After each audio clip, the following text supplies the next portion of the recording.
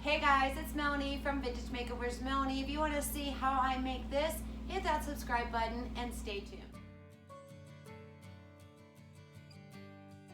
Let's get going. We're going to do something cool with this old tailgate. Here we go. We're going to be using some 2x4s, some 4x4s, and some regular wood. I'm going to be using cedar today. You can use pine, whatever you want to do. Let's do it.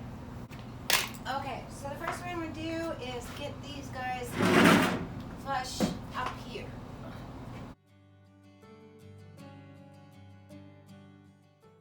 We're going to draw a line at the bottom of our tailgate, marking where the bottom will be.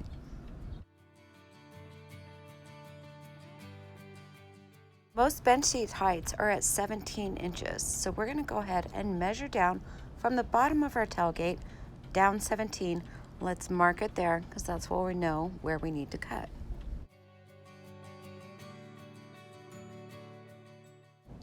I'm going to use my miter saw to cut all of these. Anything that you have that will cut a straight line will work.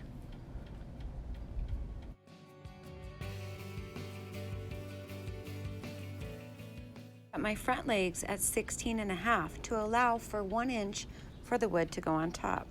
All right, so we have one cut for the leg. This is the front leg, this is your back leg, okay? Put them like that. That measures at 16.5. Once we put our wood on there, that'll be exactly at 17, which is pretty good sitting point. So we're gonna take our other scrap over here and measure at the same place and cut it.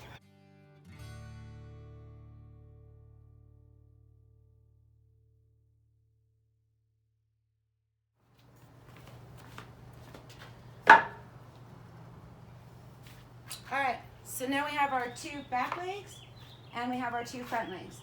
So now we need to decide how deep we want our seat.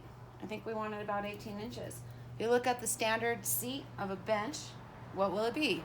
Let's find out. Alexa, what's the standard seat bench depth? This might answer your question. The average depth of seas is 2,740 feet. Oh, Alexa. Did that answer your question? Oh, Alexa. All right, so Alexa doesn't know everything, that's obvious. We want our bench to be about 17.5. That's your standard bench size. We need to account for this one, which when we measure our 4x4 is actually 3.5 inches. So if we go 17.5, but we need to deduct 3.5 inches. So we're gonna cut our boards at 15.5. And those are going to be our stabilizers. Meanwhile, let's go ahead and get this measurement. We need to put a stabilizer that goes all the way through the middle of the bench. Okay, so we have our front board cut, our back board cut. We got our sides, we got our fronts, and now it's time to use our jigs. We are going to take our 2x4s and put some jig marks in them.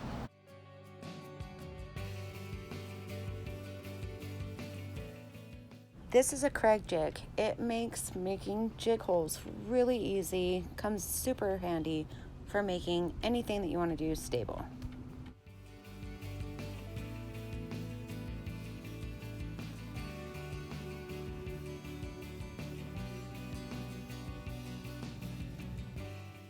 We've got our jig holes, and we are going to use 2.5-inch screws, and we're going to use this guy. This is the star.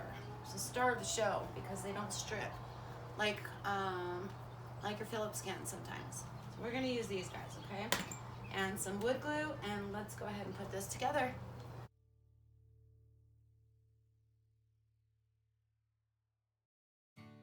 Whenever doing a project like this, I like to stand everything up so I can see what I'm doing. I'm a very visual person. It really helps. So go ahead and get your posts up, your front and your backs, then you can figure out how you're gonna hook your 2x4s to it.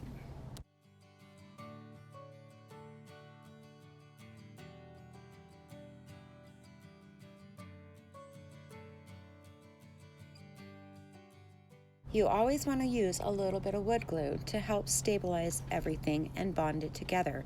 I use Titebond. I'll put the link in the comments below.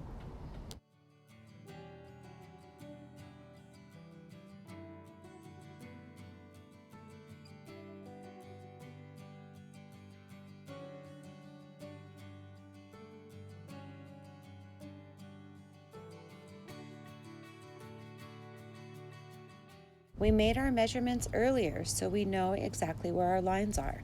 Now we're going to go ahead and hook all the pieces together. Putting a board behind it makes it a lot easier when you're trying to do this by yourself. That way you get everything lined up nice and straight.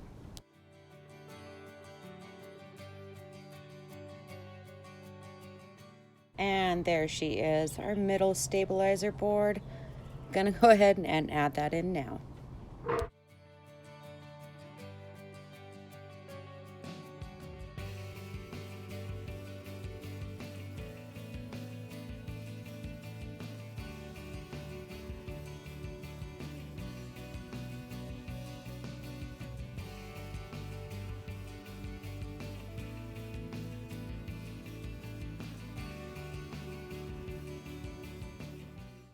I measured from the back of my bench forward, and I went over about 1.5 inches, so I'd have a nice little lip.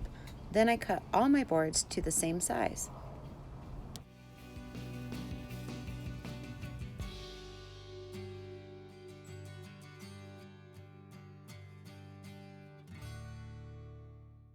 As you can see, as I get to the corners, I'm overflowing a little bit, so I'm going to go ahead and measure that, draw some lines, and cut it out with the jigsaw.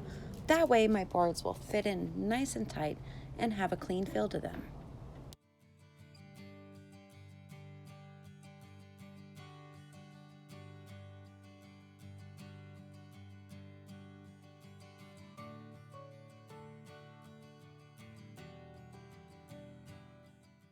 When using the jigsaw, you want to make sure that you're putting steady pressure down. That way your board doesn't bounce around and you get a nice clean cut.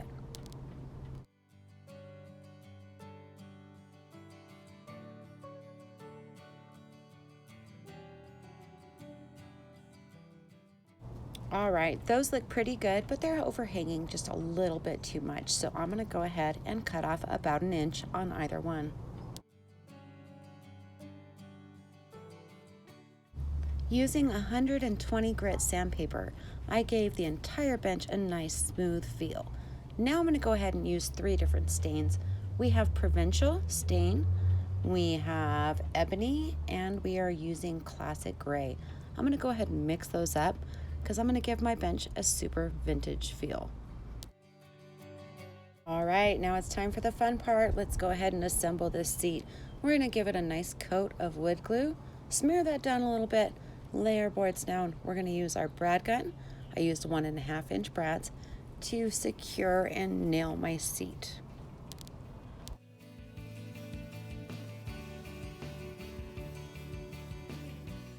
The Ryobi Airstrike is my total favorite. It does so good, stays charged, has so much power, and I don't have to drag a compressor around.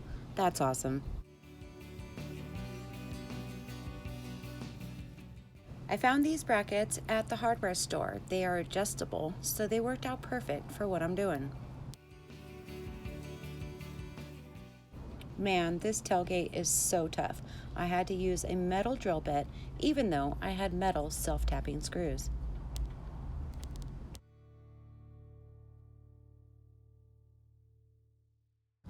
A small L bracket on the bottom worked well to secure it.